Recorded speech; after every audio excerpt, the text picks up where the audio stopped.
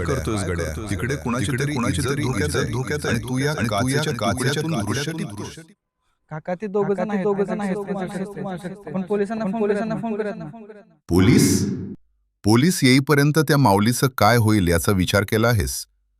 Police यंत्रणा नव्हती तेव्हा या स्वराज्यात शिवबांचा धाक होता. शिवरायांनी हातात शस्त्र धरलं ते केवळ स्वराज्यासाठी नाही, तर रयतेच्या लेकी सुनांना अभय देण्यासाठी.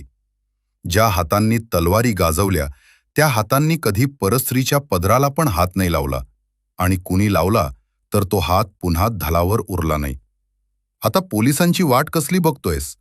तुझ्या मनगटातलं रगत भगवं असेल तर समोर उभा असलेला प्रत्येक सैतान तुला बलाढ्य वाटण्याऐवजी किरकोळ वाटला पाहिजे.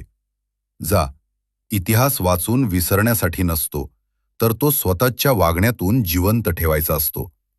आज तू धावून गेला नाहीस तर तुझा या स्वराज्याच्या मातीत जन्माचा काहीच अर्थ उरणार नाही. चल, आता उठ, दाखव त्यांना मराठे काय आहेत.